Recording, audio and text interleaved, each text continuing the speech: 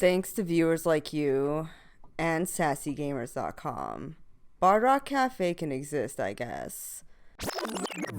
Previously on Bard Rock Cafe, Rook and Eppie went to the Winking Beholder, the brothel where Rook's mother works, and spoke with Rook's mother before heading to bed. Meanwhile, Brock got some new armor and invented the food truck. Plus, he isn't blue anymore. What lies next for our heroes? Find out today on Bard Rock Cafe. So, you can find links to Sassy Gamers, our Patreon, and social media stuff in the show notes. Just click. Thanks. Welcome back to Bard Rock Cafe, episode 23. Last time, the party had just returned into town, gone shopping, met Rook's family, and now the party is waking up after a night's rest for the next day. And Brock is no longer blue or tiny. Yes, all persistent wild magic effects except for Minibar have resolved. That's right. So, we're all waking up together? We went in bed in different places. Yes. Roland and Brock were together, and Rook and Eppie were together. Rook and Eppie were sharing a closet, while Brock and Armbar are in the castle district at the Blackstaff's tower. So, what do you do? Well, Brock is going to stop at the cafeteria and find, her name was Lola, and get tea for Eppie and everybody else. When we're in the cafeteria, I want to walk up to the coffee maker and be like, "Hey, boss, what kind of coffee you like? Gotta have your morning cup of coffee." I'm more of a tea person, you know that, Armbar. Oh, but the cream will always rise. And the cream is always best in a cup of coffee. None of that tea crap. Herbalness, ugh. Coffee is rich and bold. Just like Armbar's mother. Do I find Lola, the cafeteria worker that Eppie told me to find for tea? Why won't you entertain me? This is bogus. You asked about my coffee. I had my tea. Whatever, just continue. So, Armbar, as you are going very elaborately into your love of coffee, you smell coffee directly behind you. And as you turn, you don't see the invisible servant standing behind you with a piping hot cup of coffee. Oh, is that for me? Why, you shouldn't have. And I go to yank it out of his hand. It's offered freely to you. It is an unseen servant, which you are familiar with because you've seen Eppie do that trick. As you taste the coffee, it is some of the best coffee you've ever had. Oh.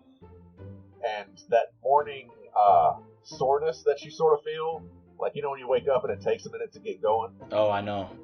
Yeah, it's gone immediately. The best part of waking up. Must have been that French roast. Oh, yeah. Let's Yeah. go. You're good to go. Oh, yeah! Is Minibar with you? He's got his own mini cup of coffee. Yes, he does. Don't give him coffee, you'll stunt his growth. Oh, yeah! Oh, that ship has sailed. And Brock, as you go through the cafeteria, there's stations set up where you can order whatever you want. You say, "Hey, do you have any tea?" And they offer you this menu, all these options: Earl Grey, chamomile, peppermint, just all these different types of teas that you can pick from. They prepare whatever you ask for. Wimp. Is the employee serving the tea named Lola? That is important to know. I was told to find Straight to Lola. the point. Okay. If you ask, they do point out Lola and kind of send someone over to fetch her, and she does come over to speak with you. Yes, you wanted to talk to me? Oh, well, yes. A dear friend of mine who attended this school some time ago, they said if I ever have tea in the cafeteria here to find you and ask you about your blend of tea. Oh, who told you? My dear friend Giuseppe Von Burst. I know they're out of town at the moment. They told me, Brock, if you ever are in the Blackstaff Tower, ask Lola about her tea. I see. Well, I keep a little bit in the back. I'll go and make some for you. Thank you so much. I appreciate it. If it'll be a minute, I have to actually have it steamed. So, just go find yourself a seat, and I'll bring it out to you. Don't tell anyone else about it. It's my specialty. Of course, I wouldn't think anything else. And if I could actually get 3 cups to go, I'm bringing some to some friends. Oh, I see. Well, I'll just prepare my whole stock. Oh, thank you so much. She kind of just shuffles back to the back. There is ample seating. People are awake. Most people have their noses in a book. You know, it is a wizard's tower. But there's people that are just chatting amongst themselves. You and Armbar do find a seat without too much trouble. Epi and Rook, you both wake up in Rook's room. Did manage to sleep. It was unusually quiet from what you have experienced in the past, Rook. Okay, that's interesting. I don't know what you're complaining about. It slept great. I feel like a cat curled up on a couch. It's very comfortable. I don't really want to get up. Oh, I'm not really complaining. It's just interesting. I'm glad you got a good... Rook stretches! Alright, but what about some breakfast? Eppy's just kind of turns a little bit over. Alright. You have my attention. What sort of breakfast do they have around here? Actually, I was meaning to talk to you about that, Epi. Eppy kind of sits up. You see, today you are going to find out something extremely important to me. And that is my favorite breakfast. And it's here. I don't like many things. This is a brothel. And as you may imagine, they will use a lot of honey. And of course it's going to be good stuff. And man, honey's in a lot of stuff. And a lot of breakfast stuff, so get ready for a good time, Epi. Rook, It's kind of cool. I get to share it with another person. this is literally the best news I've ever heard first thing in the morning. I'm also happy that you get to share this with me. Honey, you say? I'd be petrified. Yeah, the infused kind. Oh, this is gonna be so nice. Do they have real tea, or is it like Brock brands water with flavoring? What we have is real, but more of the fruity stuff, you know. Epi cups your face in his little hands, and he's like, I'm sold. Take me with you. Alright. So I guess we kind of straighten ourselves up and make our way down towards the kitchen.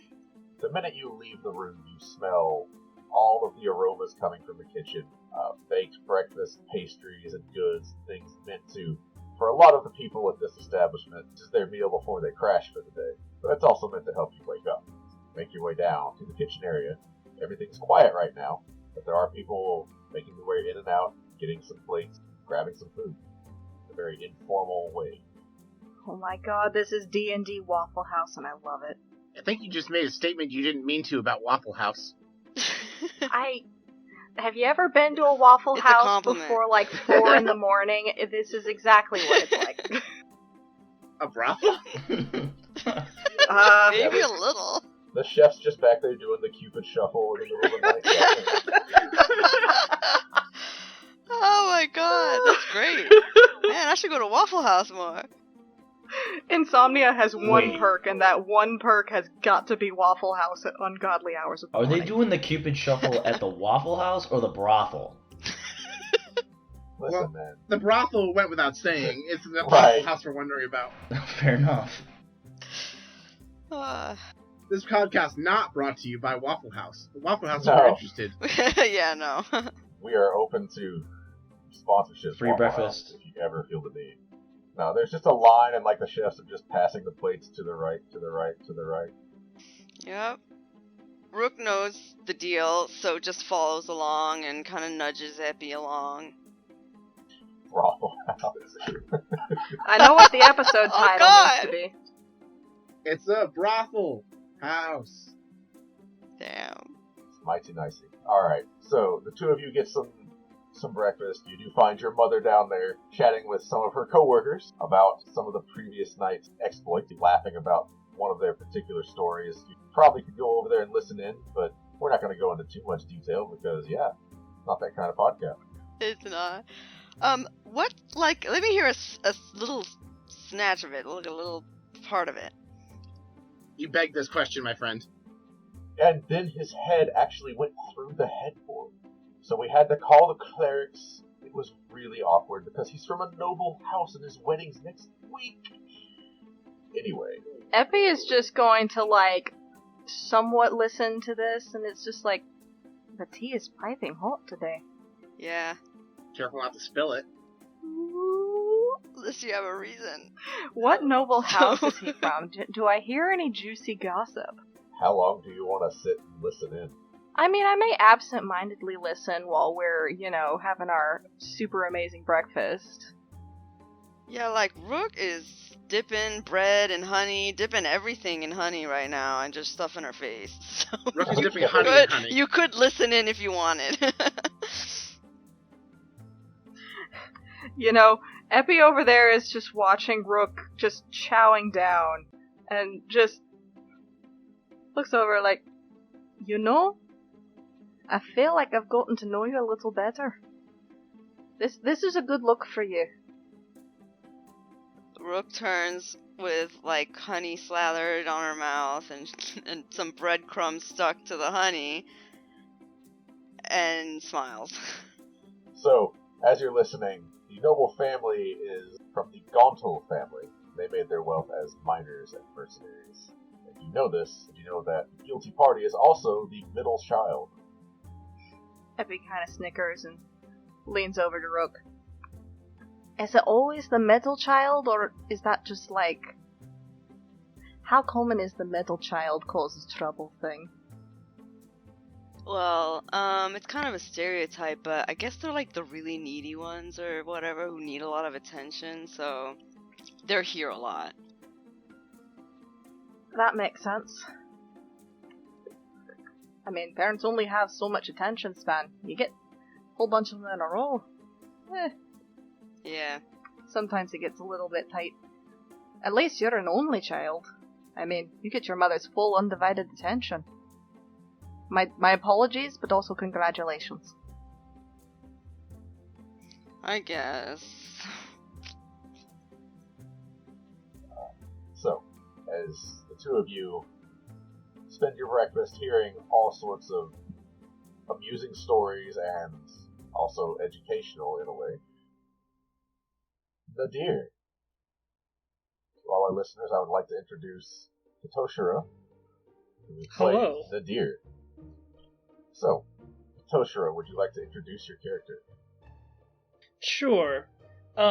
Sitting at one of the tables around the kitchen area is a very old elf sitting with a sort of comically large book sat out on the table, with two other smaller books, probably from a local library, sitting on kind of the corners, and he's flipping back and forth between pages, writing things in his own larger book. I forget, is anybody else in this party actually an elf? I'm a half-elf. I think Rook's a half-elf, right? Rook is a half-elf. Yeah, half. On the mother or father side, that's my question. Father. Then Rook might also know that elves get very old, but this man is old. Right, He is, super old. like, sagging cheeks, his ears have started to, like, droop a little bit, he's got wrinkles upon wrinkles. It would not be out of line to say that he's probably closer to a millennia old than not. Okay. And he's poring over these books, not really paying attention to anything. He's got a full cup of tea directly in front of him that no longer has, like, the steam coming off of it. So it's probably been sitting there for a while, just kind of untouched as he's engrossed in his work, whatever that may be. So as you're sitting there, you are distracted from your reading, as is everyone in the cafeteria, by a very large half-orc going on and on about coffee, and the benefits of drinking it, and something about his mother. What? What? Who? As he kind of looks over his shoulder in the direction of the commotion. Sure. And what Who you drinks see... coffee in a wizard's tower? What you see is comically out of place. You see a very, very large Roland Armbar, and right next to him is a miniaturized, small-sized version of Roland Armbar. And then you also see Brock Song. You don't know who they are, but while Brock Song kind of fits in, The arm bars definitely do not. I think Nadir kind of rubs his eyes and blinks a little bit just to make sure he's not seeing double. As weird as it would be to see a miniature double. That's called saying 1.5. It doesn't roll off the tongue quite as well. Realizes that no, that is actually a very large out-of-place man and a very large, tiny out-of-place man. I wonder what they're doing here. Trying to get coffee? At a wizard's tower? That's still so weird. And yeah, it's a distraction enough that he's going to, like, not stare at them, per se, but, like, keep an eye over there. Because if there's some sort of commotion, he wants to get out of the way. Okay. You watch as Lola, one of the cafeteria waitresses, comes out with 3 cups of steaming tea. It's too far away for you, but Brock, she places the cups in front of you. There is a earthy and citrusy taste and smell to these tea. You kind of get the sense that it's going to be very rich and subtle in flavor. Thank you so much, Lola. I appreciate it. And when I do see Giuseppe, I'll pass on your good tidings to them. I appreciate that. Was there anything else I could get you?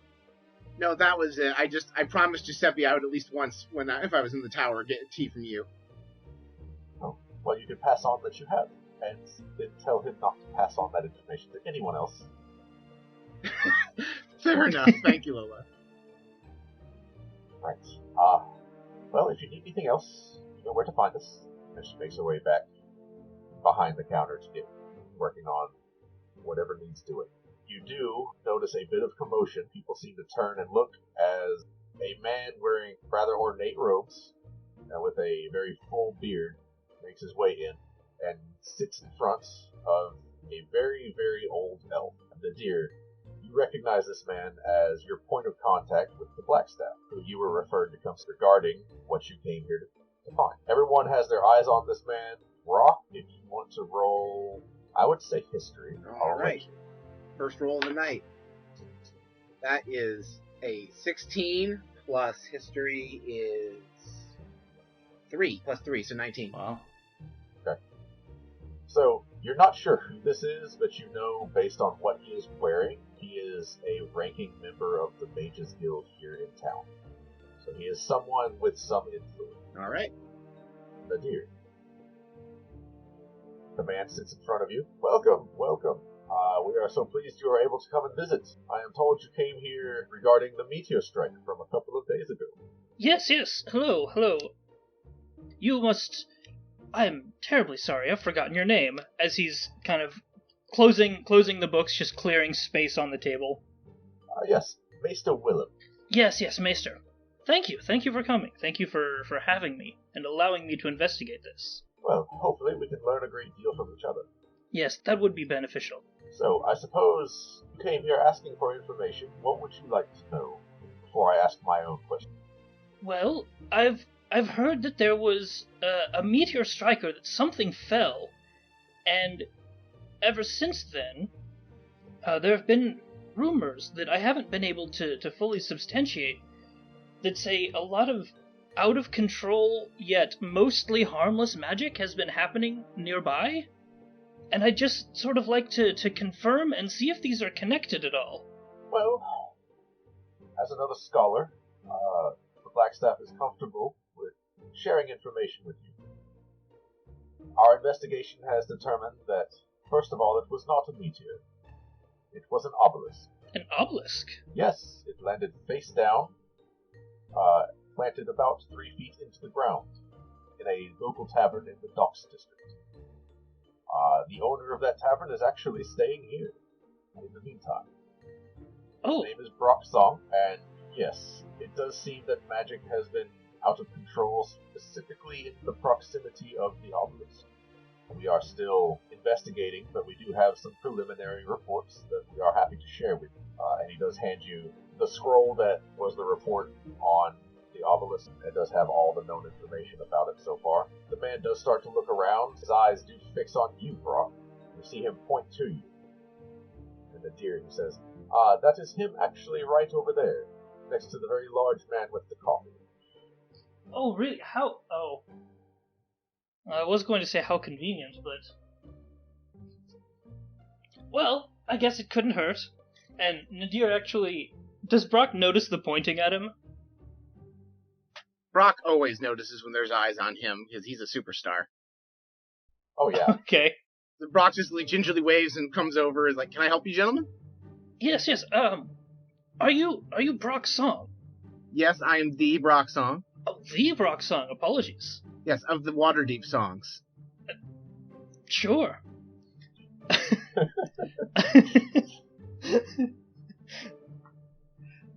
I hear that you've been struck with some misfortune lately. Did something happened to your tavern, to your cafe? Yes, and I look at the guild person, and I see do I see the report that's being passed back and forth? Do I recognize it? You would recognize it as a copy of the same report that Rook stole for you guys. Yeah, so it was struck by an object. I don't know how much you already know about it, but yeah, it's still sitting in my basement. Oh, this is a little bit forward, but I'm here because of it. May I see it? That would be fine by me, as long as it's okay with the Black Staff. I've only had close friends come to my cafe who are part of the business. I don't know if they want people poking around. Yes. Also, how rude of me. I never introduced myself. My name is Nadir Kosain Amber, and I am a scholar, I guess you could say. I'm just here doing research out of, well, mostly personal curiosity. Pleasure meeting you, Nadir. This is my associate, Rowan Armbar. Glad to meet you. Yes, likewise. This here's Minibar. Say hello, Minibar. Hey, how you doing? Delightful. Want some coffee? This is everything I wanted out of this. Carry on. Oh, it's got the best flavor. A French roast, dark as night, with the best kind of cream. Because the cream always rises to the top. Isn't that right, Minibar? From the mystical land of France. Are we still talking about Minibar? No, Miss Armbar from the This is mystical land. regular Armbar. That's regular Armbar voice, and then I try to go a little bit higher with the Minibar voice. No, Minibar's from the mystical land of a wild magic surge. Ah. He's my little man. I don't know what I'd do without him. Anyway, that is one of the things that we have discovered about the object in my basement, is it gave certain people wild magic, including the two of us. I was until this morning blue, and I was also for a number of hours approximately 6 inches tall. Oh. Misfortune follows you, doesn't it? Yes, sometimes quite literally. As I put my hand on Brock's shoulder and smile. Is the report something that he gave me to kind of keep, or do I need to give that back after looking it over? So the report is a copy. You are free to keep it. Okay. So I've kind of pocketed that and turned to the guy whose name I've already forgotten. Maester Willem. Maester. Yeah, thank you for this. Is there anything that I should know that isn't in this report? Well, first of all, Brock, I appreciate your willingness to cooperate. Nadir is another scholar from distant lands, and the Blackstaff has already given her approval for him to be included in any investigation into the Obelisk and its nature. So, any new information, feel free to share. Nadir, unfortunately, this is all we've had time to find out. Our focus has been on cordoning off the area and keeping things orderly as reconstruction is starting on the tavern. Currently, we are keeping one of our own mages down there and several guards. But as you have permission to interact with the obelisk, they will not give you any trouble. All right. And I actually do have new information I wanted to share with the Blackstaff about the obelisk. Should I convey it to you, or should we meet with her directly? At this, Maester Willem kind of, his attention is on the deer, and it just shifts immediately to you. You have new information. Yes. The Blackstaff has asked that she be kept abreast of any new developments. It is first thing in the morning. She is still having breakfast. I think she will understand the intrusion. If you would like to come upstairs with me. Absolutely. Armbar, come with us. Right behind you, boss. And Nadir, please come as well. It's easier if I explain this only once. Okay, so Willem leads you guys upstairs. He does speak the command word. You go up one flight of stairs, and you emerge directly outside of the Blackstaff's private quarters. He walks up and knocks on the door. You hear the Blackstaff answer from inside, asking who is it, and he introduces himself, introduces everyone outside, yada yada. You guys are invited inside, and you see the Blackstaff in very casual clothing, eating what looks to be an omelet with some pancakes. He says, "Oh, welcome back. Brock, Armbar, and Nadir, our newest addition to the Blackstaff's tower. Welcome all of you. To what do I owe this?" Well, your Blackstaffness, I thought you might be interested to know that in the last few days I learned something interesting when I was surveying the obelisk in my basement to gauge what I need to do for repairs to sanction off that area so there'd be limited control. I and a group of my friends, we all touched the obelisk together, and it brought us inside of it. I think we were in some sort of mystical library, and we found out that it was a tablet of fate, and it quested us to find its counterpart and fix it. So there is a long, drawn-out pause. Nadir, if you want to roll Arcana or History, your choice. Or Religion, for that matter. All right, let's history. 26. So you would know one tablet records the past and one tablet records the future. And the tablets record the fates of basically everything. Every living soul. So all of creation, past, present, and future are recorded into those tablets. As history is written, it is set in stone. As the future is unveiled, there are thousands and thousands and thousands of possible pathways at any given moment. All of those potentialities are written in the future Tablet of Fate. It is not a good sign that the Tablets of Fate have appeared. The last time this happened, it was because there was a war between the gods, and they were cast out of the heavens, basically, and stripped of their power as punishment by the head god, Ao. And during this time, the gods walked the earth, and divine casting stopped functioning, much like now. However, now you have not heard of any gods walking the earth. Oh, except the one time, there was one instance where Malil did show up to randomly help me win a bard off. So Malil also appeared, like, the same night I found out it was a Tablet of Fate. Malil also just showed up, so I also had contact with a god for the first time since this started, too. The Blackstaff has several scrolls open, and there are unseen servants on either side of her writing. She is also scribbling in her own journals. Maester Willem is also listening with just rapt attention. They share with you basically everything that the deer you already know on your own. And you are able to actually supplement some of what they say with your own knowledge, because that was a very big deal event that you lived through. Wait, Nadir was around the first time this happened? Yeah, it was. Apparently. Interesting. Nadir, you have seen quite a few world-altering events in your lifetime, but that was one of the bigger ones, where the gods were cast out of the heavens. Oh boy, we're in for fun times again, then. He does not say that aloud.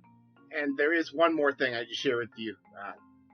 When we went inside of it, and it quested us to find its counterpart, inside of the library, inside the obelisk, you could look up the You know how the obelisk tells the past of anyone who touches it?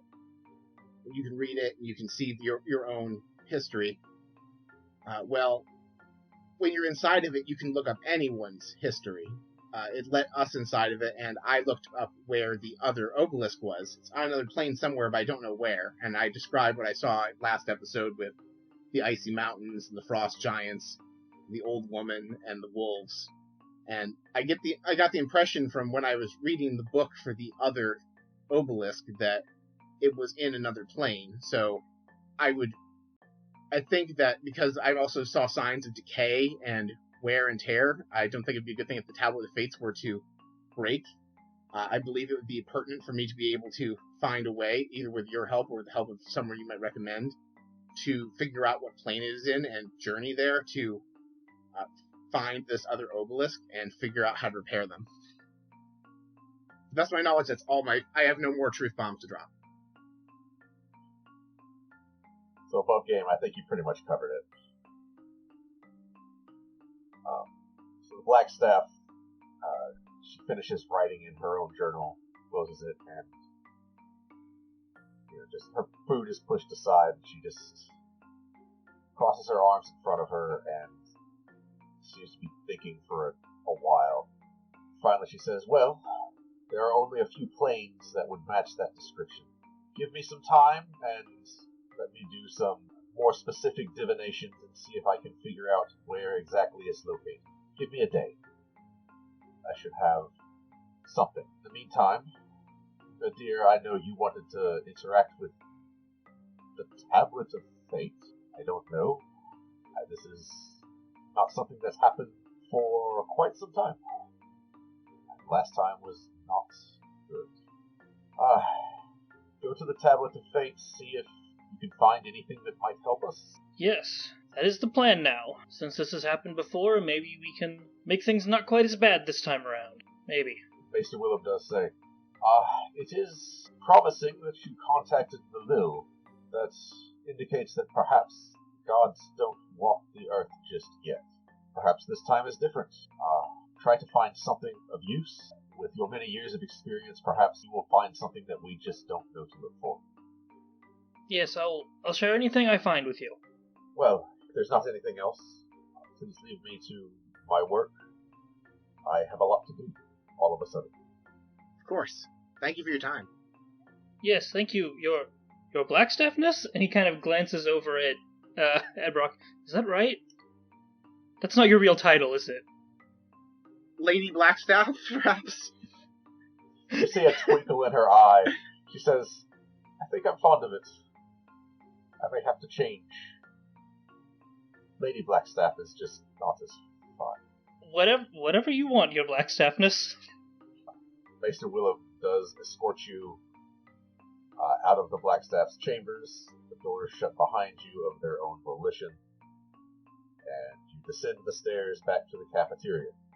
Brock says, "While we grab our breakfast to go, we can go to my cafe and you can examine the obelisk up close." Yes. I'll lead the way, sir. We embark. Rook and Epi, Yes? on the verge of a honey and sugar-induced coma, you do finish your breakfast. Look, I have to say, they might need a wheelbarrow to get me out the door. But, oh my god, that was good. You really weren't kidding. That's the way it's supposed to be. But, what are we supposed to be doing now? I don't know. I may need a little bit more coffee if I'm gonna get going. At the mention of coffee, now very greasy-looking chef comes up and just puts a cup of coffee in front of you. It smells like coffee. It tastes like Folgers instant coffee, Legit. with just a little bit of the grounds in the bottom of it. This is not the forte, right? Because most of the staff are going to sleep, whereas you're trying to wake up. So you're one of about 5 people actually drinking coffee right now, and not sleepy time tea. I take a sip out of it, and I'm just like, that'll put some hair on your chest. You know, I have to think that's how they get rid of some folks. I'm gonna leave you with that coffee for a sec. I'm just gonna say bye to my mom. If I don't go and say bye to my mom, she's gonna come and say bye to me, and that is always way worse. So just give me a sec. Honestly, I kind of want to see it. Good. It's a bug, right? I mean, it would be funny. How long do you have to sit here before she comes down? Like, are you dead? Kind of thing? Like, what's the time limit we're looking at here? Rook! Not very long. Hi. Hey, Mom. Good morning. I hope you slept well. I tried to keep really quiet. I mean, you did a good job. I know. I'm so happy you're back. So, what are you going to do today while I... We're gonna meet up with our friends, our group, and, plan it from there. Rook just shrugs. Whatever. Yes, don't worry. Her friends will take very good care of her. Well, I'm entrusting her to you. It was so nice to meet you, Epi. And she just kind of scoops you up and puts her hands on both sides of your face and just gives you a kiss right on the forehead. That's so adorable. Epi just sort of, grins, looks up at her. It was a pleasure to meet you too, ma'am. And she just kind of scoops you up in a hug, Rook, and says, be careful and come visit more often. I do miss you. Yeah, I'll come back. Alright, well, don't get into too much trouble, and I'll see you when I see you. Alright, bye, Mom. Goodbye, Rook's mom. And she kind of waves you both off, and you do see just like, there's a hint of just a little bit of sadness in her eyes at seeing you go, but also like she's happy because Rook has a friend. Epi is grinning ear to ear, looking at Rook, like, leans over and whispers, "That was adorable." Yeah, my mom really likes you. Oh darn! I guess I'm now the number one friend. Gonna put that on my resume.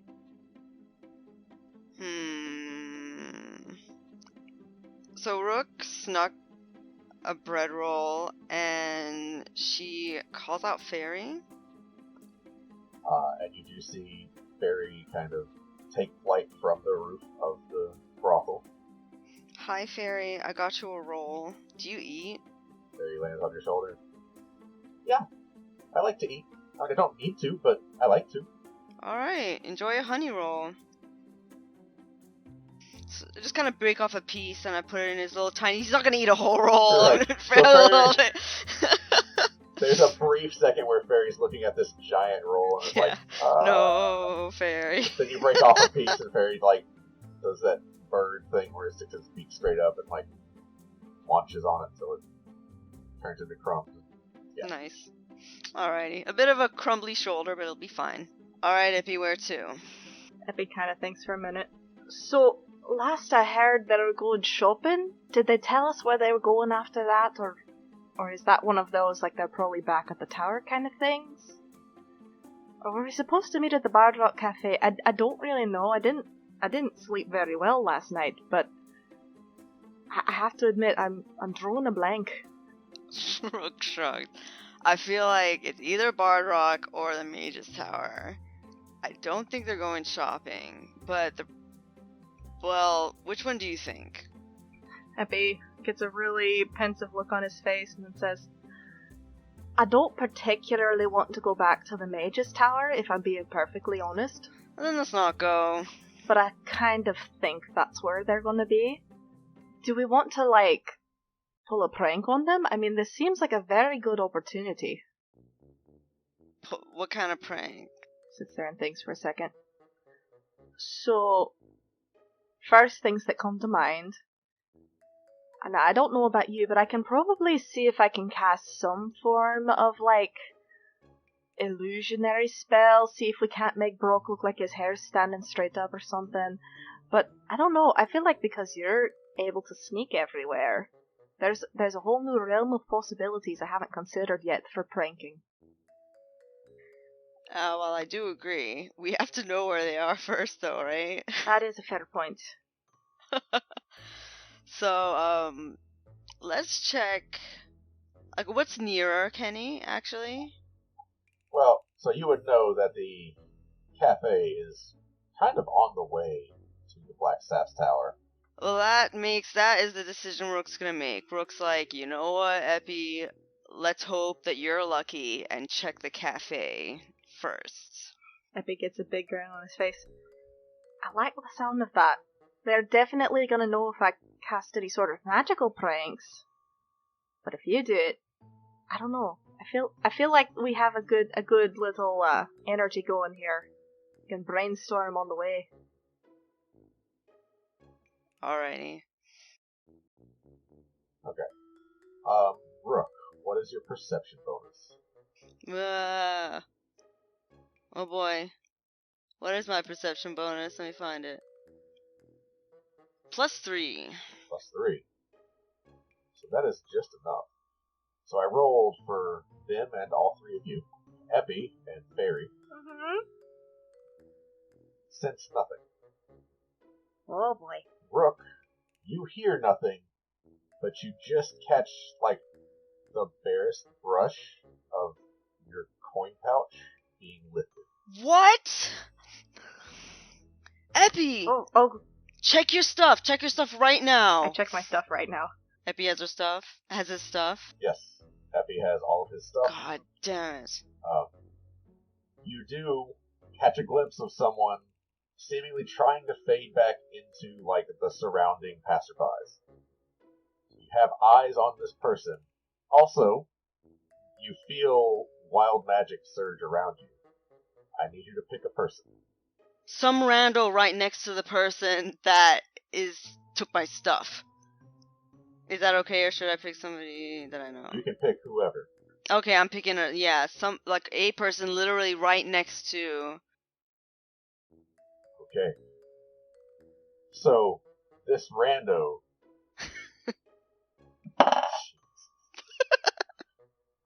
starts to scream at the top of their lungs. Nice! Oh, perfect.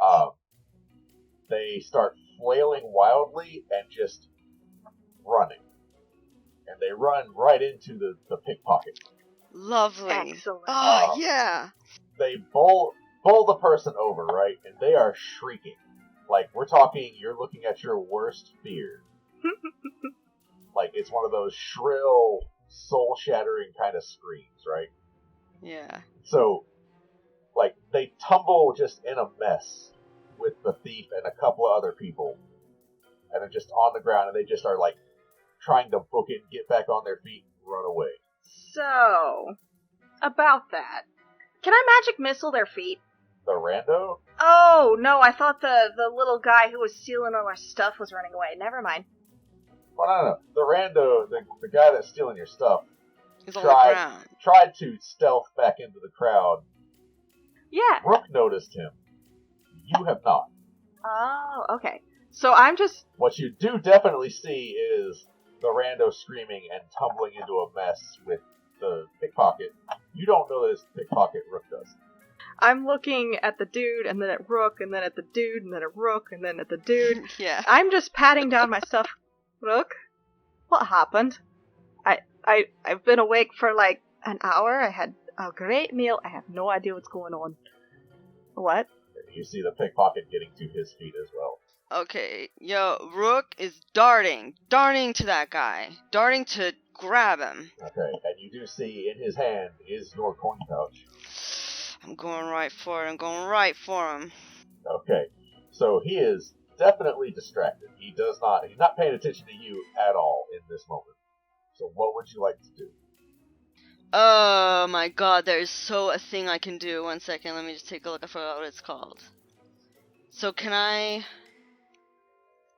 want to dash and like, oh my god, like circle my arms around him and like throw him to the throw him to the ground, like pin him to the ground. Okay, sure. Roll an athletics check at advantage because he does not see you coming. Okay. Athletics. Okay, here we go. I have 15 total. Okay. His roll is a 13 to try and wiggle free. Phew. So, you have him pinned successfully. Epi, you see Rook has tackled this person onto the ground. I see this and I try and catch up as fast as my little cloven feet can get there. The guy's on the ground, like, shouting, hey, hey, hey, what do you want? What are you doing? I'm walking here. Rook? What's going on? Rook is like kind of like wrangling him and like sneaking her little hand, getting her hand to his hand to wrench that bag out, get her gold back. Okay. I'll say as part of your grapple, you're able to, like, wrest your coin pouch from him. So you have it in your hand now, and he's still pinned. Okay. I assume I see I see the coin pouch lift from him, right? Yeah, you would see it. You want to know a fancy new spell I learned because I got it copied into my book? I want to cast sleep on him. Sick. Okay. Roll your d8s. Okay. You know what? Rather than getting them all out, I'm going to click the button. Yay! 19. I rolled a 19 total. Okay. That is just enough to beat the pickpocket's 18 hit points. Pickpocket goes right to sleep, out like a light. In the middle of a Nice. crowded street. Yeah. This is so great. So I like kind of feel him like go limp. It's kind of weird, but Epi just goes, shh. What is happening? I hold out my coin pouch and I'm like, I'm gonna find out who this guy is. Some kind of coward that steals things in the broad daylight? From another And thief, I- no less. Epi just kinda looks at you when you say that. Like, you can tell the thought crosses his mind to say what he's thinking, and then he thinks, you know what? That's gonna be an inside thought, and you watch the thought go off his face. So, as a quick point of order, now that this has all happened, the rando that is screaming, still screaming and running, but is like changing directions and running serpentine and like still bowling into people, and then runs smack into a solid brick wall, Oh shit. falls over, and you see like blood coming from their eyes and their nose and their mouth, and they are dead. Epi kinda just goes, Oh shit. 1 second. Oh god, everybody can see this. Alright, be right back. I'm gonna go over there, and, I'm gonna cast Gentle Repose on him. Wait, no, I'm gonna cast, not that one. Yeah, that is the one I have to do for dead people. I'm gonna cast Gentle Repose for now. The body is preserved against decay and necromantic magic for the time being. People see you cast the spell. Nobody really knows. You're not in like the magic area of town, right? So nobody knows what you did, just that you cast a spell. But eyes are definitely on you and the person that was screaming. And there are some guards coming up because, again, this was a scene that was made. Fair enough. I'm gonna kinda look to Rook, look at the guards, and I'm gonna be like, Guards! I need 2 of you to help me bring him indoors for a brief period. He needs healing. The rest of you, that man's a pickpocket who took my friend's gold. So there's 2 guards. So one of them, they split off, right? So one is with you and one is coming over to you, Rook. Is that the case? Yeah. Got it back though. We're kinda like, she's standing up now. She kinda like pointing at the guy with her toe. You see it's kind of like young teenager, kind of like a street rat kind of guy. He was pretty stealthy. You just about didn't sense it, but you've been doing this a little bit longer than him. The guard says, alright, well, we'll take him into custody, and seems like he's been dealt with pretty handily. Do you want to make a statement now, or do you want to come by the station later? I'll come by later. We can only hold him for about a day without having to release him without any charges. So please make sure to stop by. The guard does shackle him up, and as he's being shackled, he does kind of come to. He's like, what? Hey, what's going on? Hey, let me go. What are you doing? He just starts to, try to wrestle away from the guard, but he's shackled, so he's not going anywhere. What's going on is that you tried to steal from me, you little snake, and I gotcha. And his eyes kind of lock with yours, and he recognizes, he just woke up from a magical sleep, so he's pretty out of it, right? So, he's coming to, and his mind seems to click into place what just happened. And he realizes, oh, this is the person I just pickpocketed. And so he kind of goes still, and he's staring at you, and he's, taking note of your face. And he's not fighting the guard anymore. And the guard just kind of hauls him away. Epi, you just asked the guard to help you bring a dead body inside. His response is, how did this happen? How did this one die? Why is there blood coming from their eyes and their nose and their mouth, just every orifice on their face? What happened? I point to the blood spot on the wall. Ah. Look, I'm a cleric of the Raven Queen. If we can just get him away from the crowds, I can heal him, but we definitely probably shouldn't do that in front of an audience. Heal him. He's dead. There's no healing him. Cleric of the Raven Queen. Again, that's a thing I can do. Listen, every church here in the city, the clerics can't do anything. You're telling me you can. Again, cleric of the Raven Queen. Goddess of the point between life and death. The power is still on. I don't know why, don't know how, but the power is still on. So can we get this guy inside? Because I don't really want the rest of them to find that out. Because I can't do it very much. Roll a persuasion check. Okay, this is gonna go well. Okay. Okay, so that's an 11 plus 5 for a 16. So, without saying anything else, he does kind of reach down and just fireman carries this person. He takes a look around. There's not anywhere really private that he can get to.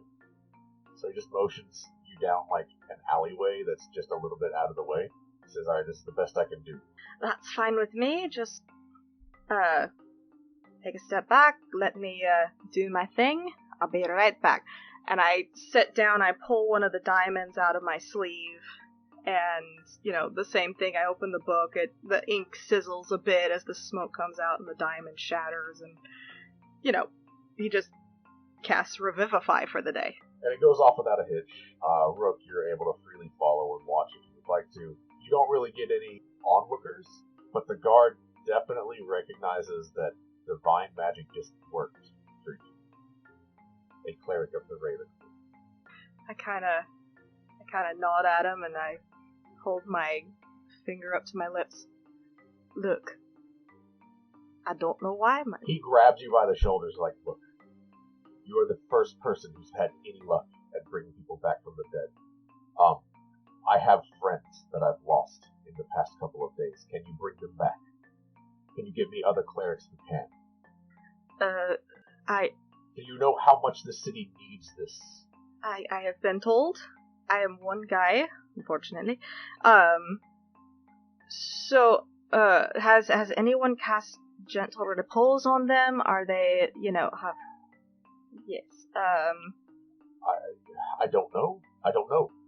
Let me look at the Revivify spell right quick. I'm trying to think. I only have, a short amount of time to cast that, right? So, with yours in particular, you have within the past day. Okay. So I look at him, I'm like, alright, I can only cast it once a day. It's very taxing on this end, holy magic going out your fingers is difficult. I'm a twig. Did they die in the past day? One of them, yes. Does Gentle Repose work on them? If they died in the past day? I mean, Gentle Repose, just however long ago you died, it stops the timer, right? Okay. Gentle Repose is you can't be raised from the dead, and the timer is stopped. So if you died 30 seconds ago, you died 30 seconds ago for the next 7 days. Okay. And I'm just gonna look at this guy, I'm like, alright. Look, I can preserve 2 of them. I can only cast that spell once a day. It's again very taxing. But it's 2 diamonds worth 50 gold each to be able to cast it. That's the only way I've been able to do so. Okay, that's fine. Oh wait, it's diamonds worth 300 gold because I can read. Right. I mean, he doesn't know that. Fair enough. If Rook is within eyesight, I'm gonna look at Rook and just, I'm there, there's yeah. a slight look of panic on his face, but also one of those, like you can almost see the dollar signs. But also, oh god. He says, all of the dead and wounded have been taken to the Spires of Mourning, the temple to Lathander up in the castle ward. Please go there whenever you can. I will send word to have them. What was it? Gentle repose, if they're able. Gentle repose. Yes. I'll let them know. I'm going to go there right now, please. I will let them know to reach out to the clerics of the Raven Queen. Yes. This is great news. I am happy to help. I actually don't know if there are any other clerics of the Raven Queen in town, but I will send word to my, He's 31. like, he's hearing you, but he's also, like, kind of, like, shuffling off very quickly. I'm just gonna be like, yep, oh boy. Rook, Mm-hmm. I might have some jobs to do here the next couple of days. Good news, Uh-huh. diamonds. Bad news, they may know I can cast Revivify now. Yeah. You got yourself into some stuff now, Epi. It's fine. I mean, to be fair, I am, studying this because I would rather not have people, dying from freak accidents when they run into walls. But I can only cast it once a day. And I don't remember hearing you saying that, or did you, and did I space out again? No, you're good. This may be the only time you've heard him say that. So, yeah, this is gonna be a lot for you. Are you gonna go now? Well, see, the thing about Gentle Repose is it kind of puts a pause on it, so if they've been dead a few days, they're still gonna have been dead a few days. Maybe we should go find our team, because I don't know about you, but I would love to have somebody who looks like Roland Armbar between me and everyone else who's about to find out what I can do. Exactly. I think that's a great idea. Let's get going. Yep. Let's do that. And I pull my cloak down over my head. Okay. The person that you revived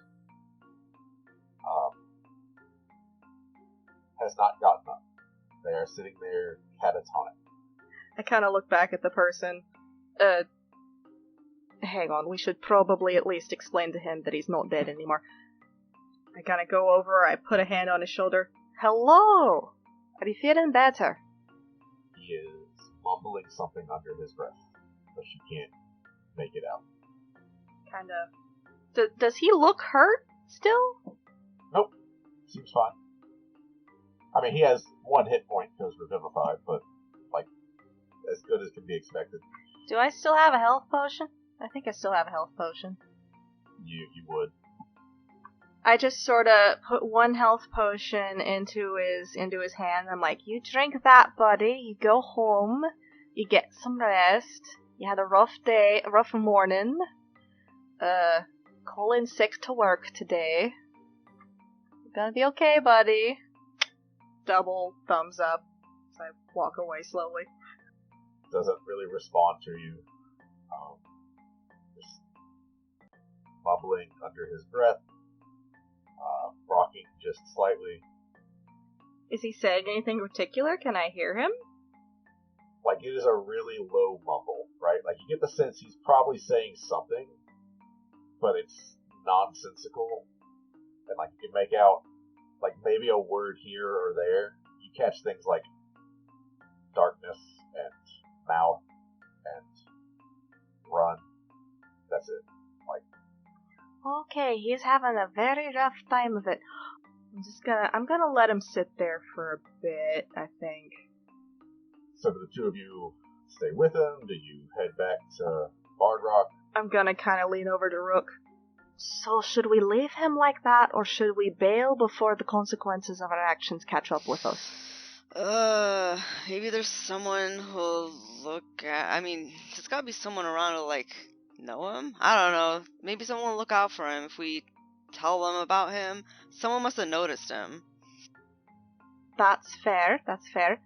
I'm gonna kind of look out in the crowd. Is anybody looking for ex-screaming guy?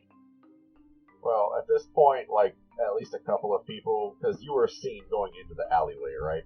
And they've seen the guard leave, but not the rest of you. So there's, like, curious heads peeking around the alleyway. Perfect. I'm gonna turn to them. Alright, so you all saw him run into the wall. He's having a bit of a time of it.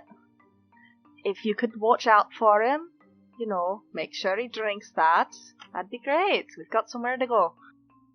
At least one kind of older woman makes her way in. I'll look after him. Basically volunteers to, like, get him to a temple nearby. Excellent. I shake her hand. Thank you very much. I appreciate you. And I'm gonna grab Rook, and I'm just gonna be like, alright, let's get out of here. Come on, let's go. Rook follows. Sometime today I have to go see the castle guard. Gosh.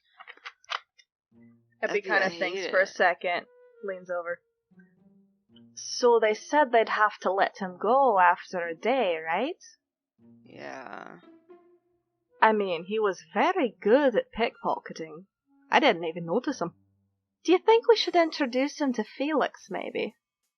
Or introduce Felix to him. We could get a scouting fee. It's not a bad idea, but we have to have Felix find us. And he doesn't need us right now, I don't think. Let's hope that he pops up soon. I'm just gonna look behind out of habit, because this man seems to appear every so often when, like, it's like Beetlejuice. You say his name enough times, he shows up. Right. You don't see Felix. Okay. So I'm gonna follow Rook where we're going. Yeah, off to the cafe. Yeah. So without any further interruptions, you do make your way to the cafe. You get there a few minutes before Brock, Armbar, and the deer. Doesn't look like they're here. Sorry. Just because you are physically closer to them, to the cafe, than Castle District. So is there anything... I mean, I'm talking like 3 to 4 minutes. It's not long. Okay. Is there anything you would like to do? I guess because I'm not sure where they are in the whole busted place, so I just kind of look around, check out what... Yeah. Seems like business as usual. Construction has not begun yet, but you do see somebody, like, walking around the cafe, like, making notes. You kind of recognize it as one of the members of the Builders Guild. Seems like they're making notes of where to start and what's going to be needed. Epi sits down for just a bit, like on the stair steps to it, or nearby it, or on a curb. Whatever is convenient. Epi just needs to sit for a second. Epi has his cowl pulled forward. It's one of those, like, oh god, he got a full look at my face. Rook, you can probably see there is a slight moment of panic going across this young tiefling's face. So Brock, Armbar, and the deer, as you arrive, you see Epi and Rook kind of sitting on the curb, with Epi looking very distraught and hiding his face as best as possible. Epi, Rook, good morning. And Brock hands them each a cup of tea. Lola said never tell anyone about her tea again. Let's cheers, everybody. Good morning. Morning, Armbar. Epi Morning, takes mini hold Armbar. of the tea. Thank you. That is real, genuine, honest to goodness. I didn't use prestidigitation tea just for you, Epi. Epi looks at it. Epi smells it. Epi recognizes. Epi looks at you. Oh, I know what you did. So, He takes a long sip out of it. How do you like Lola? She seemed very nice. She was very aggravated that you told me about her tea. He just kind of smiles. Yeah, I bet she would. I'd like to know if Epi recognized that or realized that there was a mini armbar booger in her tea. Can I roll perception? Yeah. Okay, I did not know Wait, there can was. I roll perception? Because I was the one in custody of that, and I want to know how he pulled that off. It was minibar. Gotta watch out for him. Yeah, he's A little sneaky. sneaker. Rook also gotta watch out. He's a little sneaker. Oh, poor Minibar. He did his best, but I rolled a 19. Plus 2. Armbar. Roll sleight of hand. I'll say that. Alright, sleight of hand. We got an 18. Okay. Just for grins, Brock, go ahead and roll perception. That is 16 plus 2 is 18. So technically, if you meet it, it's tricky. In this case, we're going to roll with it because it's funnier that way. So, Epi, as you're taking your first sip, you notice you have about a half a second to react. I stopped drinking it for just a second. Do I know who has done this? You have no clue. I look at the goober that is in my tea. I look at Brock. I look at the goober that's in my tea. I look at Brock. That's just cruel and unusual. What are you talking about? First, it's a tea of lies, and then you have tainted the holy brew. I have done nothing. You're a terrible liar. I'm actually an excellent liar, but I'm telling the truth. I show him the cup. Tainted brew. How could you do this? Maybe that's the secret. I give a dirty look to the arm bars. Either Lola didn't like me, or someone tampered with your tea when I wasn't looking. I'm gonna roll an insight check even though I know he's telling the truth. I just want to see if I roll, like, really terrible. That was a 7. Plus 4, so he probably... So, Epi, you know that Brock is one of the best liars that you know. And saying that he's not lying is exactly what a liar would say. Cover up the fact that they're lying. Oh my god. I can't even roll persuasion on this, can I? Epi just narrows his Go ahead, eyes. Go ahead. Roll persuasion. I got a nat 1, but I have a feature that I've been forgetting about. That my College of Eloquence says that if I roll a 9 or less, it's automatically a 10 on persuasion. So I don't know how that works. So it's a 10. So it's 10 plus persuasion is a 6, so 16. Okay, so you rolled a 16, but it was a nat 1. That is a 16. So... Do I still roll wild magic? Okay. Oh, yeah. Yeah, I was like, I don't know how this works. I mean, it's still It's a 12. 1. It's just... Yep. Yeah. 44 and 89. Oh, man. Oh, shit. Which one would you like? The funnier one. We're off to a great start, guys. Hang on 1 second. I have to get a picture for you. Oh no. Ah. So we're summoning a dragon, or is Oh this devil sight? no. It's a Now, lame. click the link. Lemur? We're Okay, summoning okay. a Grimer. Literally, Basically, yes. Grimer.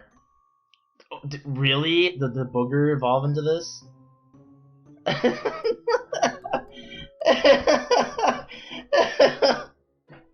Actually, Oh yes. my god. so Epi, Epi's tea explodes into that thing. yes, it mutates into this awful-looking creature. Brock, you feel wild magic surge around you as Epi's booger tea turns into a portal into the Nine Hells that quickly morphs into this thing. And you feel a very fundamental connection to it, as though you own it, and it will follow your every command. Well, It is equal parts yours and Roll's. alright. Well, I need to name this thing now. Like it is just awful sounding. And Can I understand it? do you speak Infernal? I do. Well, okay, actually, it's not speaking. It understands Infernal, but it cannot speak it. Well, then it would probably understand that Epi just about said an impressive string of just foul language when his tea turns into this. It was an Infernal, but it would require bleeps if it was in English. Sure. So, I mean, it understands you. It is currently waiting on orders from Brock. I command it to go hang out by the obelisk. So this terrifyingly amorphous humanoid, My pet monster. yeah, is like... So that's a move speed of 15 feet, right? That's because it doesn't really have legs. It just sort of like... I have a grimer. Yeah, so it just sort of like slops its way that direction. There's like a little nasty trail that's left behind it. And like people are looking and gasping and like stepping back, like what the hell? Oh, Ren? Nope, there's no panic right now because it's not doing anything aggressive, but like you've got people's attention. I feel like it's been a couple of days now. I feel like the street corner's used to weird stuff happening by now because it's in proximity to the obelisk. To a point. This is new. Oh, by the way, random question. Does that random Doomsday guy from yesterday, is he here too? I'm gonna say no. Darn. Him seeing that would have been great. Right? Apparently he's a late riser.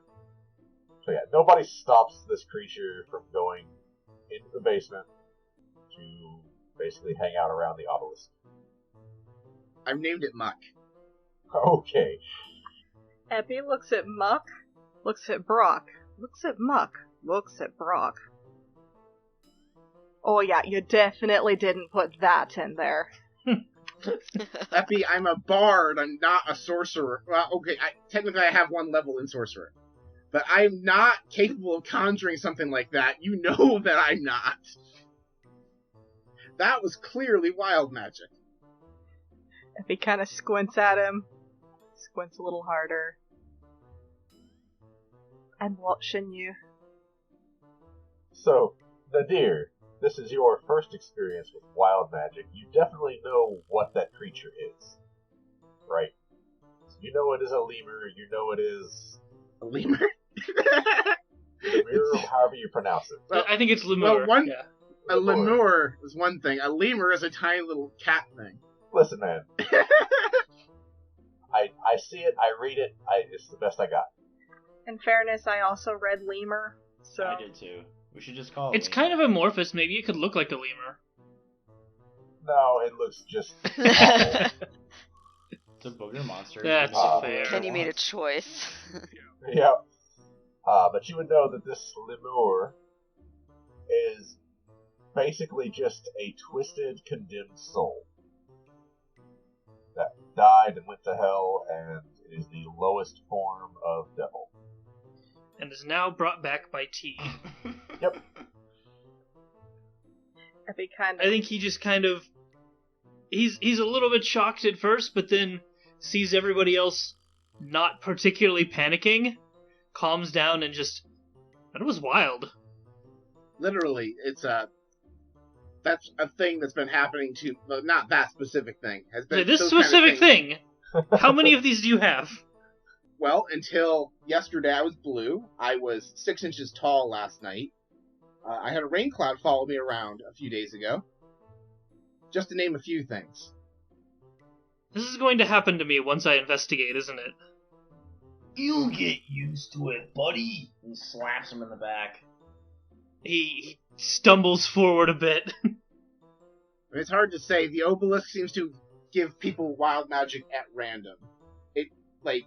It quested me to go fix it. That's why I think I have it. Because it was trying to help me fix it. Very strange sort of help. I don't think it has, it also gave us this, and I double tap my chest. The deck appears in your hands. There are currently... you currently have... Sorry, I was double checking my notes. You currently have 6 cards in the deck. I give you the deck of many things. Oh boy, do I draw a card? Do you want to draw a card? Do it. No, out of character, yeah. Brock holds the deck out, like, at your own risk. Go ahead, if you want. What do you do, chicken? Are you pug? sure? I mean, what's the worst that can happen? Like, I mean, besides an Avatar of Death showing up to try killing me once. That happened when I drew from the deck once. Well, we're also very close to a thing that's causing wild magic. Do we know how these will interact? It was fine last time, more or less. Oh, if it was fine, then sure. And he pulls the 4th card from the right. Oh, bad choice. Oh, I would have went with the one on the left. Now we're waiting for Kenny's big reveal. What card did the deer pick? Yeah, I remember. I was not happy with my pick. Nadir, you draw the Jester card. Oh. You gain 10,000. You can choose.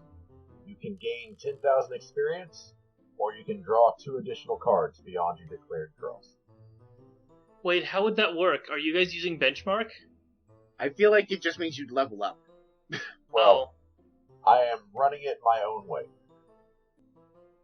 So, in short, the experience would not go just to you, it would be divided among the party, because different levels is difficult to complicate. Right. That's kind of why I didn't want to pick that. But if it's distributed amongst us, then yeah, sure. Let's all get smarter. All of you level up to level 5. Sick! Fuck yeah. You are all, like, pretty close. This definitely did it. Brock now has 20 charisma. Whew. Man, I need to think about leveling up. I think this means I may actually be able to cast 3rd level spells now? Yes. Excellent. I'm gonna make so many diamonds, you guys. I should also mention that while all of these conversations are happening, Epi kind of looks at the bottom of his cup. Looks at the old guy who's here now. Looks at the bottom of his cup. Look at the old guy. Oh, introductions. I'm so sorry. Epimetheus, Rook, this is Nadir. He's here at the request of the Blacksmith to help study the Tablet of Fate. Yes, hello. Hello. Pleasure to meet you. Rook, looks in awe at Nadir. She understands the age thing in terms of, wow, he must be old, but she's never seen an elf as old as this in Waterdeep. Actually, you have just never seen an elf that looks old. It is exceedingly rare for an old elf to be out and about. That sounds totally like what I was thinking. That's legit. So I'm just like, huh. Huh? Hi. Hello. Rook. Nadir. And he, kind of reaches a hand out to shake. Not sure if you're the kind of person that does that. She takes a second, but then she does it. She shakes it for 1 second, and then she just snaps her hand back like a cat does. Okay. You get one shake. Yeah, That's exactly. Yeah. Oh, okay. So, if you don't mind my asking, you seem to be,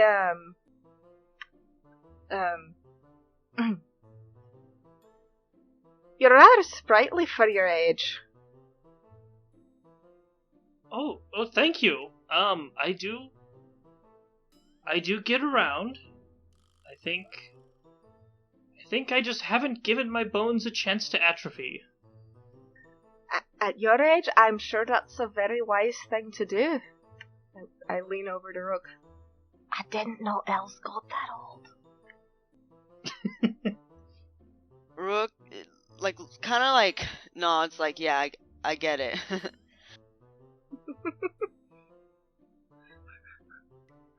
So? Let's change the subject. Sounds legit, yeah. There's a reason why Rook didn't continue talking. I love just the long, drawn-out pause. You just know they were just staring. And Brock's just sitting there shaking his head like, it's rude to talk about someone's age, don't you know that? Right. Anyway, I didn't Nadir, say how about anything. taking a look at that Tablet of Fate now? Oh yes, please lead on. Let's follow the trail of my new pet slime monster. Yeah. So you follow the muck trail as you make your way into the basement of the Bard Rock Cafe. And that is where we're going to draw this episode to a close. Okay, you listen to Bard Rock Cafe. Get on to sassygamers.com and listen to more episodes. And become a patron. I'll read your cards. Do it. Patreon.com/bardrockcafe.